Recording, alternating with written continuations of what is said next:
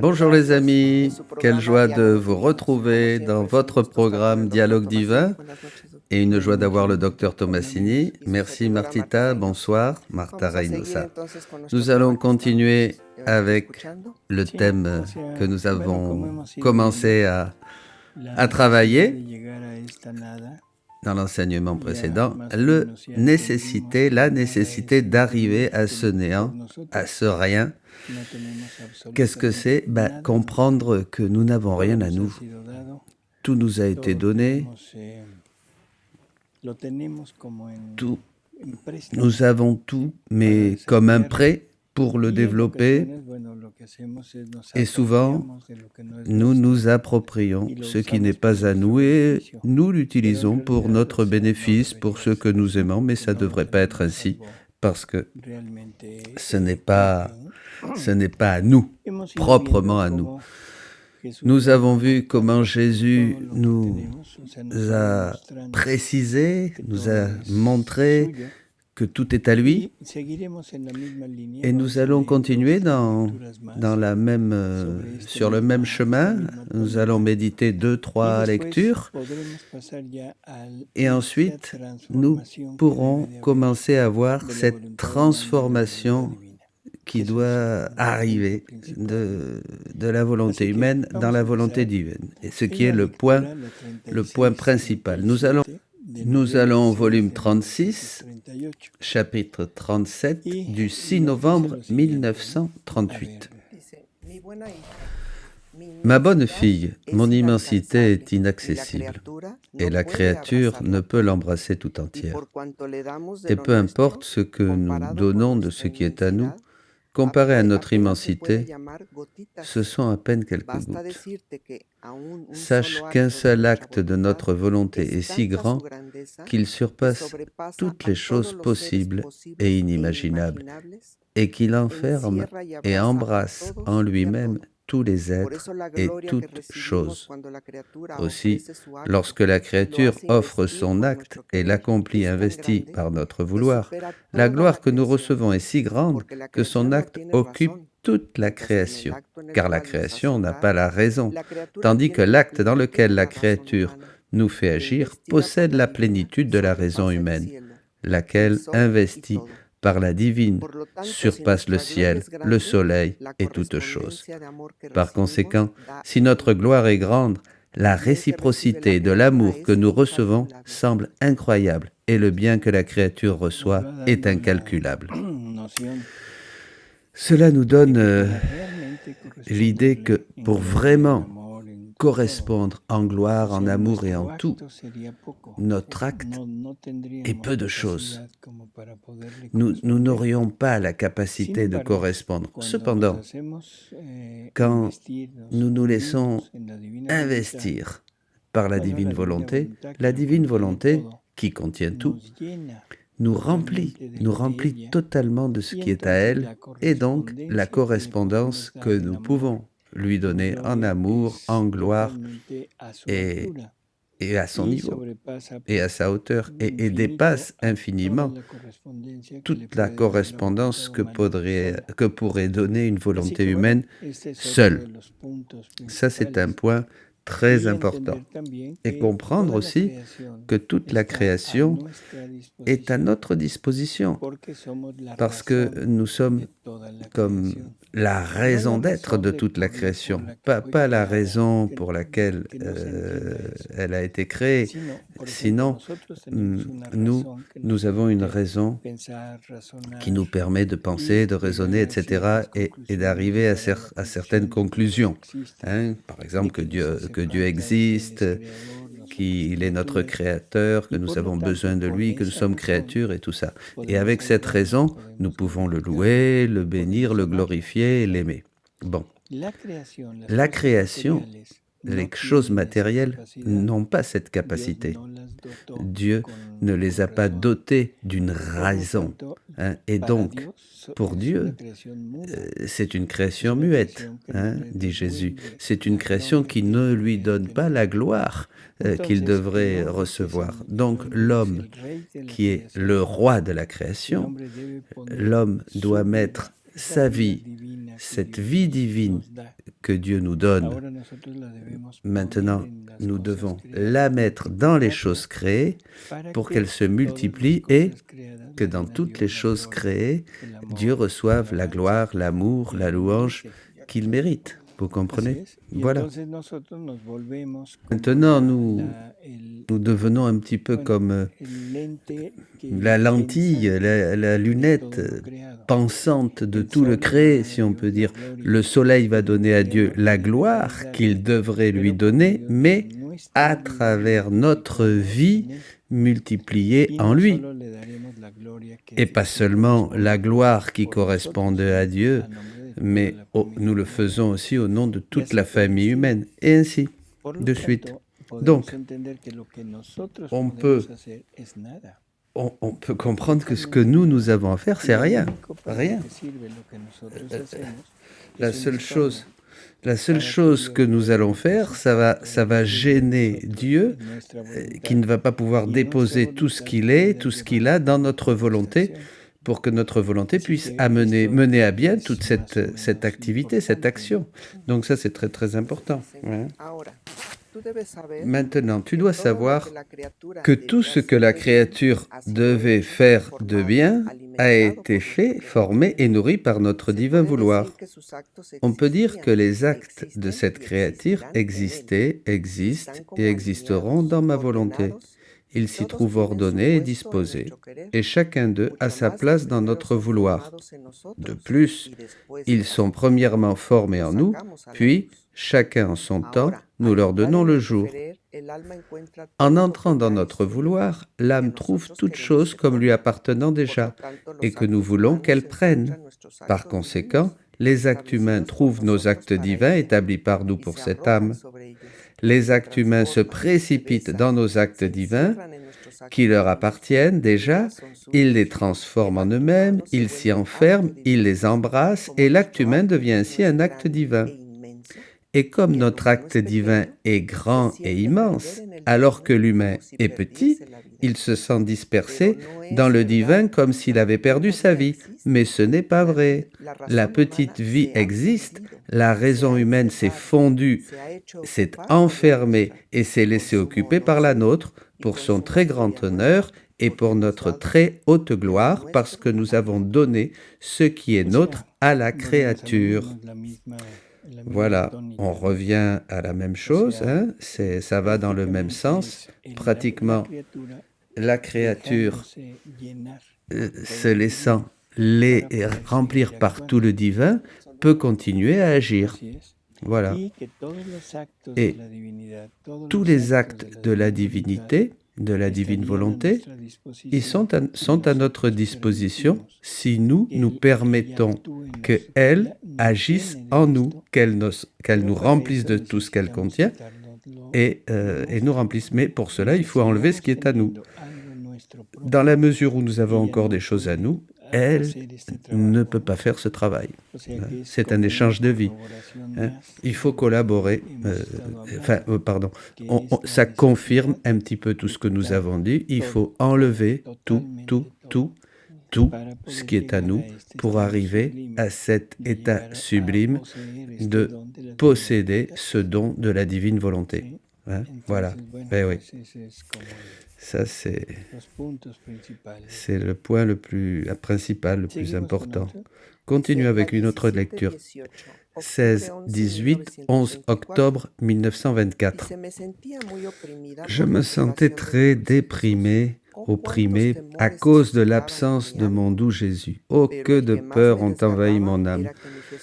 Mais ce qui me torturait le plus, c'était la pensée que mon Jésus ne m'aimait plus autant qu'avant. Pendant que ces pensées m'habitaient, je me suis senti saisi par les épaules et j'ai entendu Jésus me dire à l'oreille, « Ma fille, pourquoi crains-tu que je ne t'aime pas? Ah, si tu savais mon amour, pour toutes les créatures en général. Tu serais surprise. Avec quel amour n'ai-je pas créé chacune d'elles? De combien de sens ne les ai-je pas pourvus? Chacun de leurs sens est un moyen de communication avec moi. Leur intellect est un moyen de communication entre leur intelligence et la mienne. Leurs yeux, un moyen de communication entre ma lumière et la leur. Leur parler, leur parole, un moyen de communication entre mon fiat et le leur.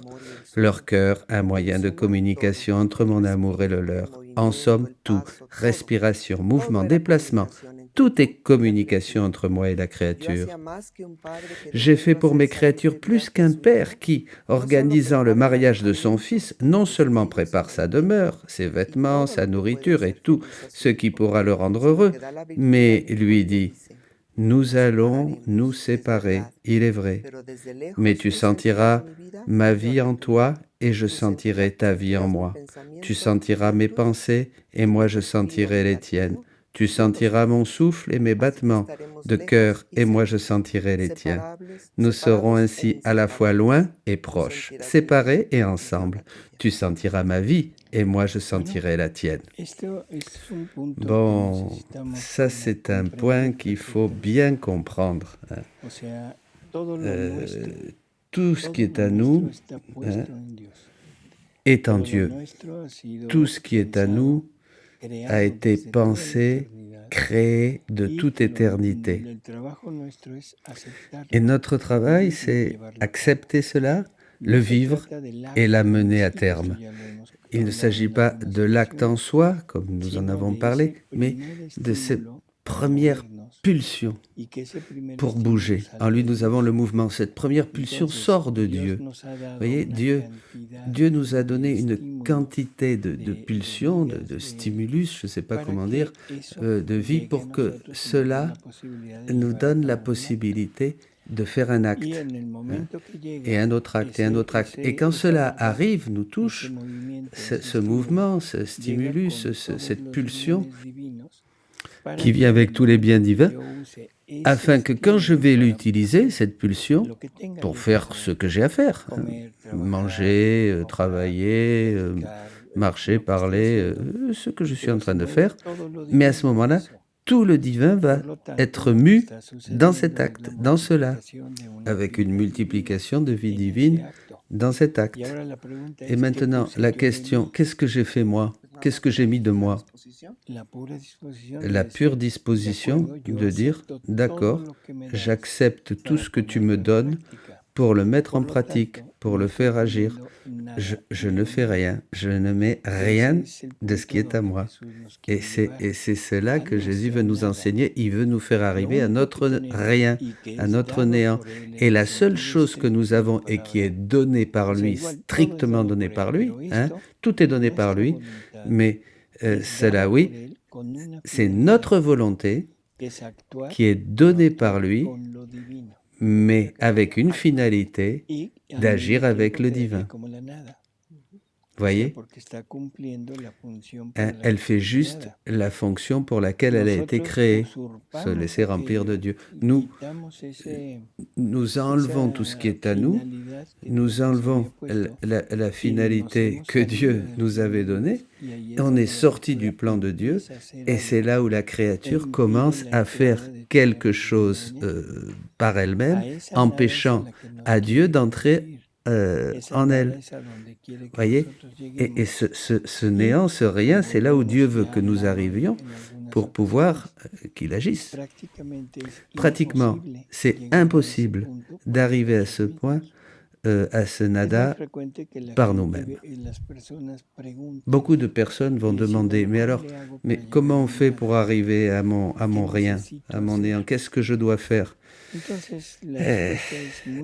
La réponse est très simple. Abandonne-toi.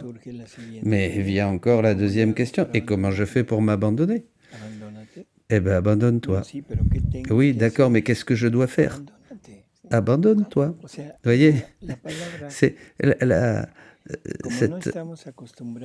comme on n'est pas habitué à ce type d'abandon total, ça nous paraît complètement incompréhensible. pour arriver à ce nada, à ce néant. Ne mets rien de ce qui est à toi.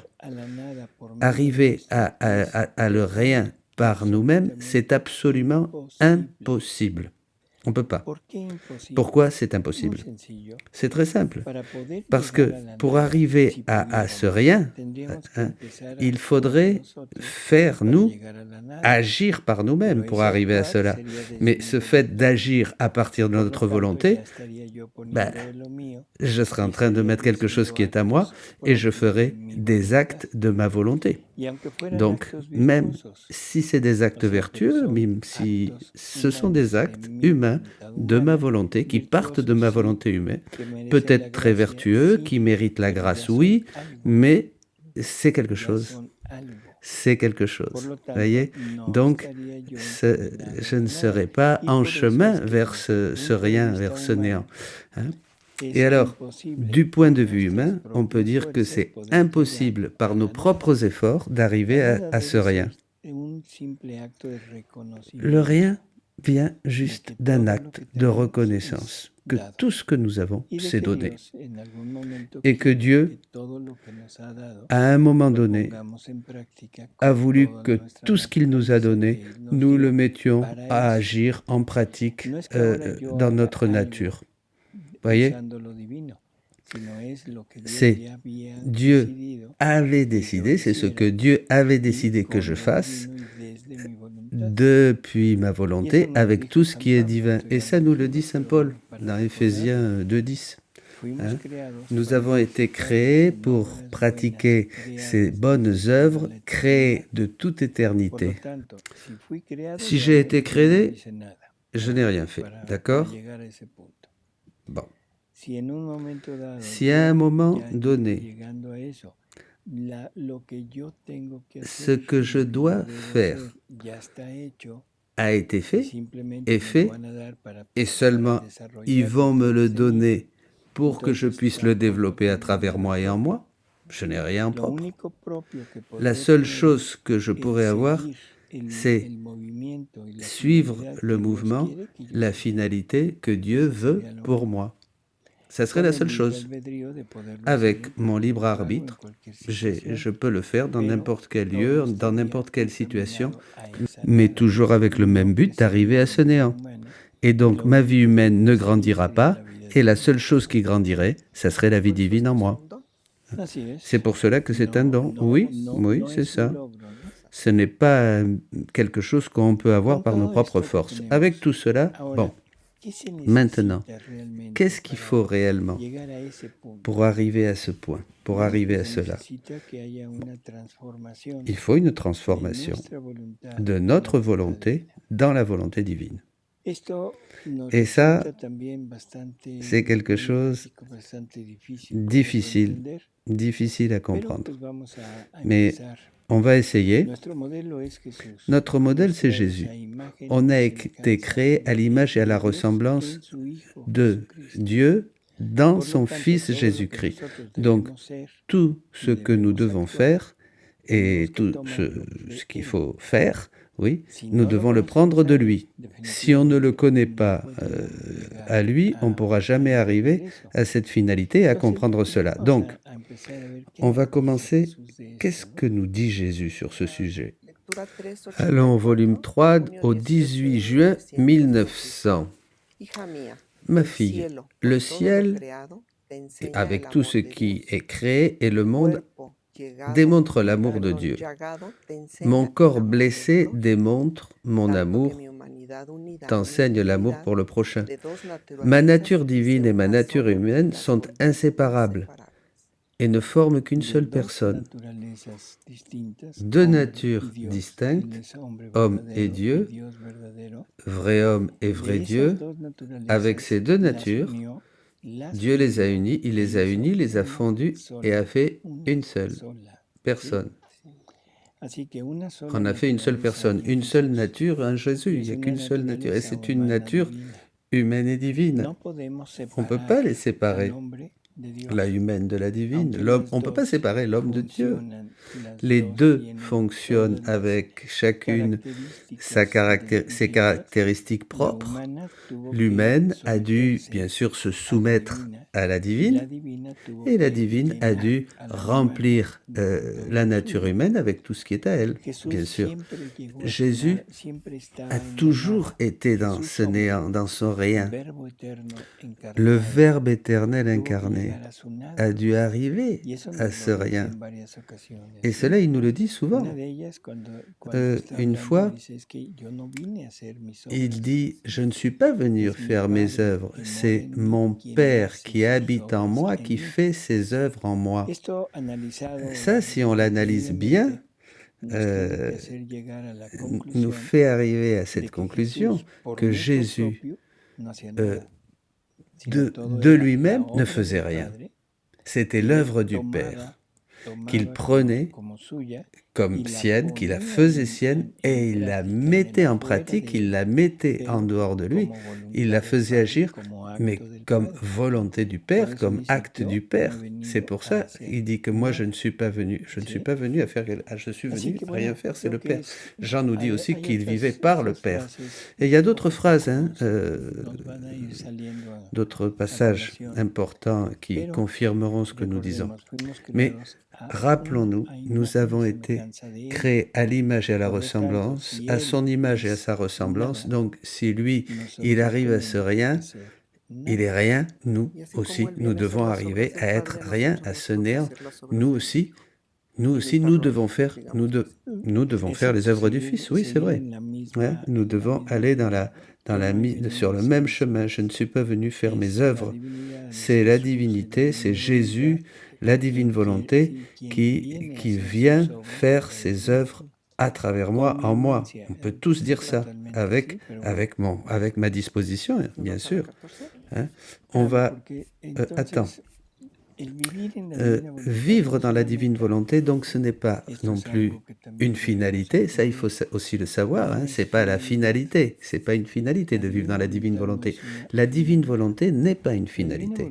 La divine volonté me donne la capacité de pouvoir faire que mon acte, cet acte que je fais, comme en usant tout ce qui lui appartient, devienne, se multiplie et devienne un acte divin, une vie divine, un acte divin.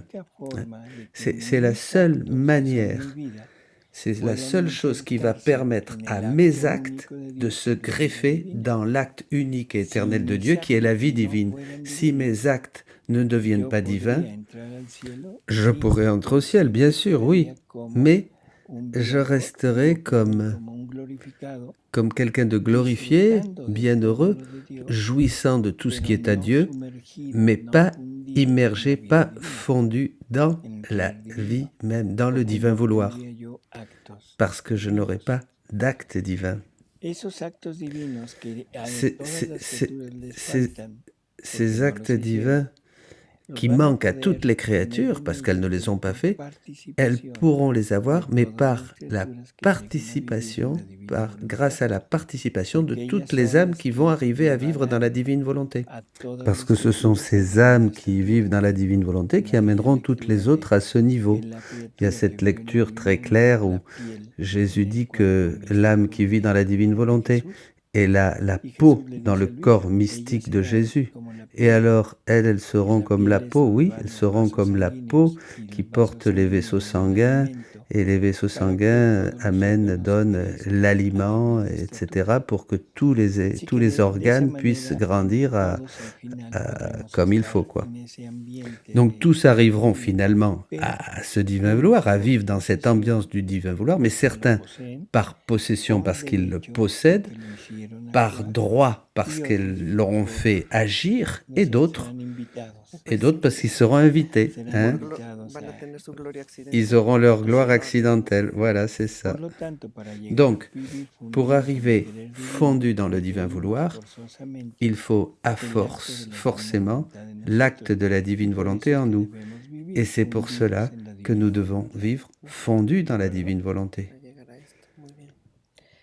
Allons, volume 14, 73, 11 novembre 1922. Jésus dit, voilà pourquoi tu as reçu de moi autant de manifestations, pourquoi je t'ai révélé de si nombreux effets de ma volonté. Ce sont là de puissants aimants pour t'attirer à vivre dans ma volonté et, après toi, pour en attirer d'autres. Mais pour entrer dans ma volonté et poursuivre le sublime vol de mes actes et ceux de mon inséparable mère, maman, toi, de la race commune, tu n'aurais pu y arriver si tu n'avais pas été ramené à au moins la position qu'avait l'homme lorsqu'il est sorti de nos mains avant qu'il se retire de notre volonté. Voilà, c'est ce qu'on disait. On ne peut pas arriver à ce point de vivre fondu dans le divin vouloir si on n'est pas transformé dans cette nature qui est sortie des mains du Créateur. Cette nature que nous avons maintenant, ce n'est pas celle qui a été créée par Dieu, c'est celle qui a été déformée par l'être humain. Hein? Donc, il lui dit, tu ne peux pas, à moins que tu sois transformé dans la nature que Dieu a créée au début. Voilà, comme Marie, oui. Voilà pourquoi je t'ai donné tant de grâce. Je veux polir ta nature et ton âme jusqu'à cet état originel. Graduellement, au fur et à mesure que je t'accorde mes grâces, j'enlève de toi les semences, les tendances et les passions d'une nature rebelle. Tout cela sans limiter ton libre arbitre. Ma dignité et ma sainteté exigent que je t'amène à cet état de félicité avant de t'appeler au centre de ma volonté et de te faire répéter tous les actes accomplis par moi, actes que les créatures ne connaissent pas encore.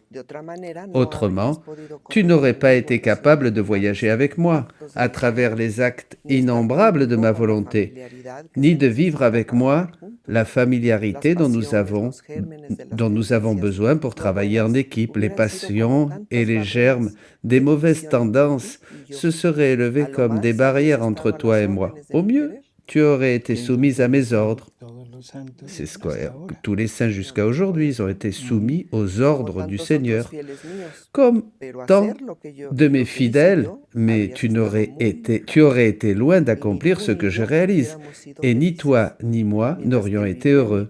Vivre dans ma volonté, c'est précisément vivre en parfait bonheur sur la terre, puis vivre dans un bonheur encore plus grand dans le ciel. Voilà, donc nous voyons, il nous faut cette transformation. Mais alors, comment arriver à cette transformation? Comment obtenir cette transformation?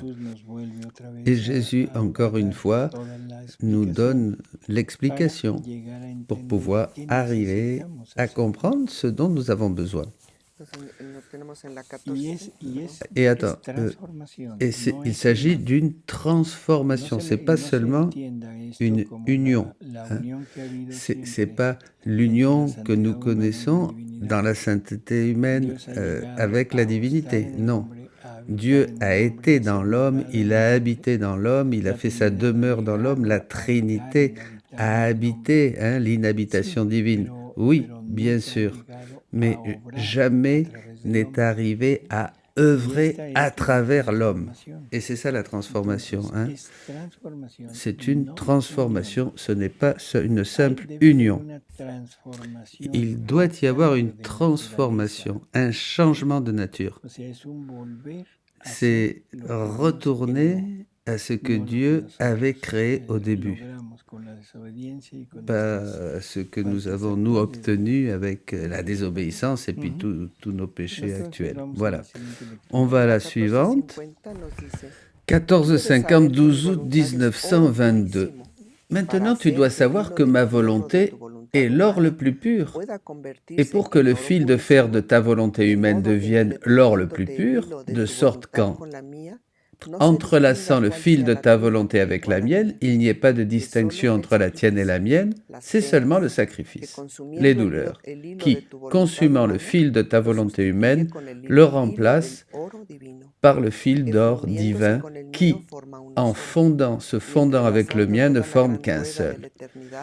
Et en entrelaçant toute la grande roue de l'éternité s'étend partout et se trouve partout. Mais si mon vouloir est d'or et le tien de fer, tu resteras derrière. Ça, c'est la sainteté humaine. Et le mien ne descendra pas pour se fondre avec le tien. Et ça, c'est la sainteté divine. Et ici, il y a quelque chose de très intéressant. Si la volonté de Dieu, c'est de l'or, la nôtre aussi aurait dû être de l'or, parce que nous avons été créés à l'image et à la ressemblance de Dieu. Et dans le récit de la Genèse, au début, du centre du paradis terrestre, jaillissait un fleuve qui se divisait en 4 branches. Et le premier, un d'eux, le Pishon, venait d'une région où l'on trouvait de l'or pur, très pur. Et c'est une allégorie qui montre cette volonté de l'homme créé très pure et qui jaillissait justement du centre du paradis. Et nous savons que le centre du paradis, c'est là où était l'homme. C'est la volonté de l'homme, là où était la divinité unie avec lui. Voilà. Bon, revenons au chapitre 14. Si tu prends 2 objets en or, bien que chacun ait une forme différente, en les liquéfiant, tu pourras en former un seul, sans plus pouvoir discerner quel était l'or de l'un et quel était celui de l'autre. Mais si un objet est en or et l'autre en fer, l'un n'adhérera pas à l'autre, et tu ne pourras pas former un seul objet en or. C'est donc seulement le sacrifice qui change la nature de la volonté humaine. Là, on a 2 choses ici. Le sacrifice, les douleurs, qui consument le fil de fer de la volonté humaine et le transforment en un fil d'or. Voilà, le fil d'or de la volonté divine. Cette transformation s'obtient avec ça, avec le sacrifice. Ça, c'est le premier point. Continuons. Le sacrifice est un feu ardent qui dilue et consume. Le sacrifice est sacré et a la vertu de consacrer la volonté divine dans l'humaine. Vous voyez ce qu'il est dit là? Le sacrifice est sacré et il a la vertu de consacrer la volonté divine dans l'humaine. Dans l'humain. Alors consacrer, qu'est-ce que ça veut dire? Je vous pose la question. Non. Quand est-ce que nous utilisons cette parole consacrer? Quand se consacre le pain et le vin. Et ensuite, ce n'est plus du pain. On consacre le pain, ce n'est plus le pain, c'est le corps, le sang, l'âme et la divinité du Christ. C'est Jésus complet, le Christ complet, tout complet. Donc, le sacrifice peut consacrer la volonté divine dans l'humaine. Le voile, ça serait la volonté humaine, et la consécration, ça serait de faire que cette volonté humaine devienne semblable à la volonté divine. Continuons. Le sacrifice est une grâce et imprime sur lui, avec son pinceau habile, la forme des linéaments divins. Voilà la raison de l'augmentation de tes douleurs. Ce sont les derniers coups de pinceau nécessaires pour donner la dernière extension et l'entrelacement de ta volonté avec la mienne. Ça, c'est très important aussi, parce que les douleurs, c'est le travail de Jésus dans l'âme. Ce n'est pas des choses, c'est pas le hasard et le destin, ce n'est pas des choses qui, comme ça, viennent pour venir. Non. Tout est dirigé par Dieu. Tout est utilisé par Dieu. Peu importe d'où vient la douleur, la souffrance, le sacrifice, tout. Hein. Peu importe si ça vient de Dieu, de la créature ou du démon, Dieu utilise tout cela pour arriver à ce point de transformation, ce point transformer notre volonté dans la volonté de Dieu. Tout concourt au bien de ceux qui aiment Dieu. Non, attends, on va reprendre. Le sacrifice est un feu ardent qui dilue et consume. Le sacrifice est sacré et a la vertu de consacrer la volonté divine dans lui-même. Le sacrifice est une grâce et imprime sur lui avec son pinceau habile la forme des linéaments divins. Voilà la raison de l'augmentation de tes douleurs. Ce sont les derniers coups de pinceau nécessaires pour donner la dernière extension. Donc nous savons quelles sont les colonnes de ce retour à notre vraie nature. D'abord, les connaissances révélées par Jésus, les souffrances et les douleurs. Les vérités révélées, la souffrance et les douleurs. Et ensuite, on va à une lecture au livre 18, chapitre 23. C'est 7 février 1926. Ma fille, comme il est beau le je t'aime de celui qui vit dans ma volonté. Je sens l'écho du mien ensemble avec le sien sur toutes les choses créées. Et ainsi, je sens la correspondance de l'amour de la créature pour tout ce que j'ai fait. Et d'ailleurs, aimer signifie posséder ce que l'on aime, ou vouloir posséder la chose aimée. Ainsi, tu aimes toute la création parce qu'elle est mienne, et je te la fais aimer parce que je veux la faire tienne. Ton je t'aime répété pour moi sur toute chose créée, c'est le chemin et le droit de possession pour la posséder. Toute la création, en se sentant aimée, reconnaît sa propriétaire, et c'est pourquoi elle se réjouit en se sentant répéter « ton je t'aime » sur elle. L'amour lui fait reconnaître ce qui lui appartient, et elle se donne qu'à ceux pour qui elle est aimée. Et ma volonté qui règne dans l'âme est la confirmation de ce qui est à moi lui appartient. Or, lorsqu'une chose est possédée par deux personnes, il y a besoin de la plus grande entente. L'une ne peut pas se passer de l'autre. Et voici la nécessité de leur inséparable union, de communication continuelle sur ce qui doit être fait avec ce qu'elles possèdent. Oh, comment ma volonté régnant dans l'âme l'élève au-dessus de tout. Et aimant avec l'amour d'un Dieu, elle s'est aimée toutes choses de son propre amour et est constituée détentrice et reine de tout le créé. Ma fille, dans cet heureux état, j'ai créé l'homme. Ma volonté devait compenser tout ce qui lui manquait et l'élever à la ressemblance de son Créateur. Et c'est bien mon but pour toi, te ramener à l'origine comme nous avons créé l'homme. C'est pourquoi je ne veux pas de division entre toi et moi, ni que ce qui est à moi ne soit pas à toi, mais pour te donner les droits, je veux que tu reconnaisses ce qui est à moi, afin qu'en aimant tout et faisant courir dans toutes les choses dont je t'aime, toute la création puisse te reconnaître. Ils entendront en toi l'écho du début de la création de l'homme, et devenant heureux, ils aspireront à se faire posséder par toi. Qu'est-ce que nous avons ici, rapidement? D'abord, nous devons reconnaître tout ce que Dieu nous a donné, que nous sommes créatures, que nous n'avons rien par nous-mêmes, mais pour cela, il faut arriver vraiment à la souffrance, du renoncement à ce qui est à nous. S'il n'y a pas ce renoncement, il n'y a pas la possibilité. Pourquoi? Parce que Jésus, jamais va nous obliger. Il va respecter toujours notre liberté. Et notre liberté se manifeste dans le renoncement, dans le fait d'arriver à notre rien. Par notre volonté, voilà, notre disposition, plus que notre volonté, par notre disposition. Ça, c'est le point important pour arriver à cela. Maintenant, vraiment, de quoi avons-nous besoin pour faire cela? Necesitamos regresar al principio.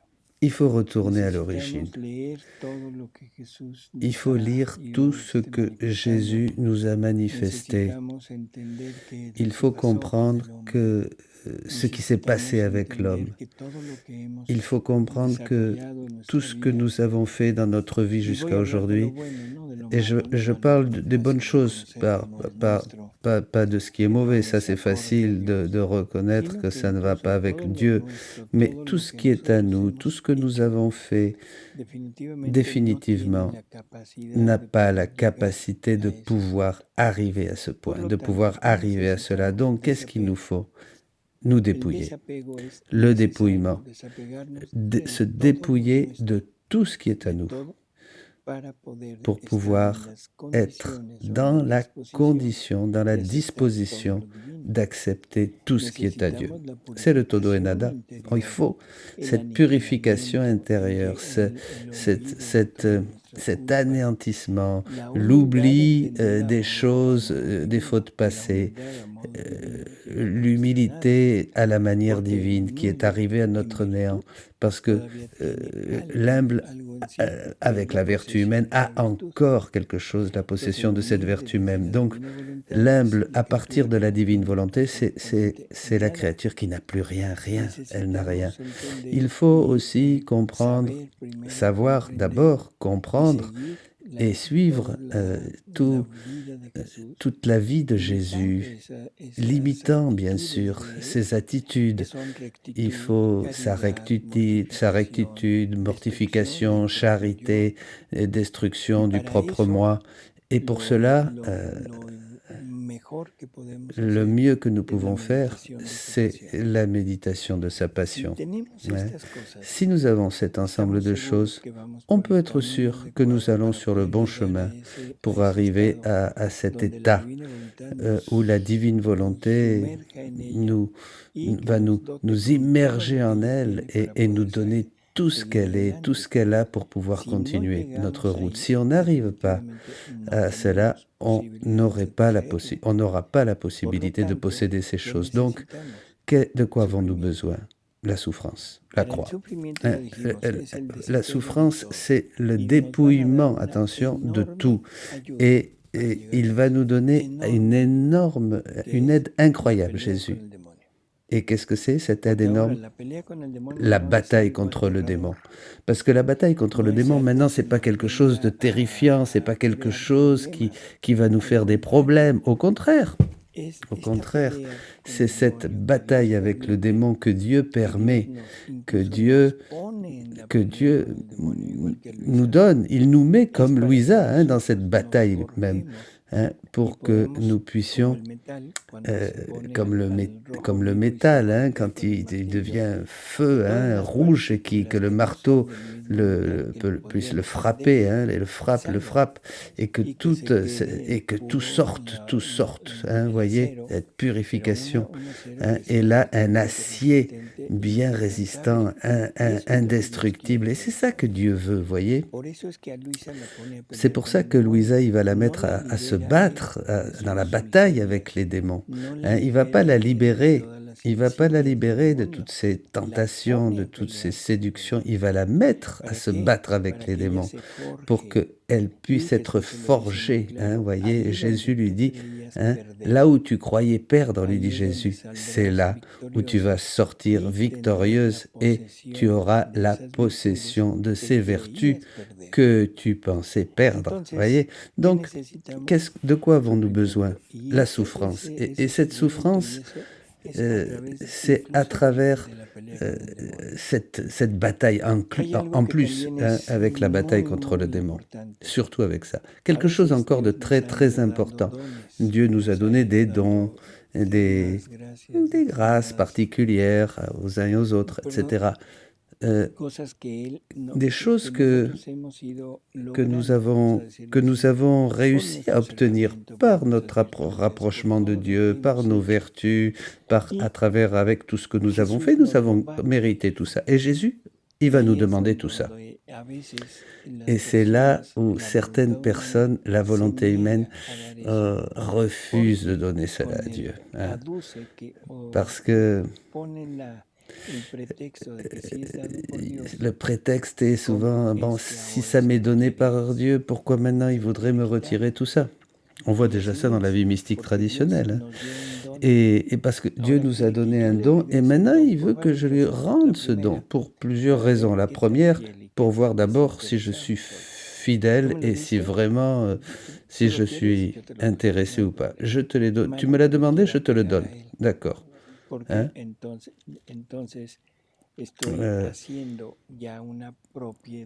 Maintenant, il faut lui rendre parce que sinon, je fais une propriété, je fais d'un don de Dieu une propriété, quelque chose qui m'appartient. Il veut que je me déprenne de cela, que je me dépouille des dons pour me donner le donateur. Et le donateur, c'est lui qui va être en moi. C'est lui qui va être vraiment œuvrant en moi, agissant en moi, hein. Voilà un peu, nous avons cette possibilité, mais c'est la seule chose qui peut transformer, c'est ça, notre volonté de faire et la faire devenir en or. Au début, elle était de l'or pur, très pur, mais la désobéissance et le péché l'ont dénaturalisée et elle est devenue de fer. Le fer et l'or ne s'entendent pas bien. C'est pour ça qu'il faut maintenant arriver à ce point du sacrifice, hein, arriver au rouge vif, le fer sous le feu qui mortifie, qui fait souffrir, et c'est Jésus dans sa passion, pour pouvoir arriver que notre volonté reprenne de nouveau les caractéristiques de la volonté qu'il a créée, ouais, quand elle a été créée par Dieu. Voilà, Martita, on a pratiquement terminé ce thème que nous voulions, celui du rien, du néant. Hein. Nous avions commencé la fois passée, et comment arriver à ce rien, arriver, c'est ça, que notre volonté prenne les caractéristiques de la volonté créée par Dieu et nous transforme de nouveau, hein, cette créature que nous sommes, à son image et à sa ressemblance. J'espère que tout ça va nous bouger un petit peu, va nous amener à, voilà, ce lieu tant sublime où Dieu veut nous faire arriver. À bientôt au prochain programme. Au revoir.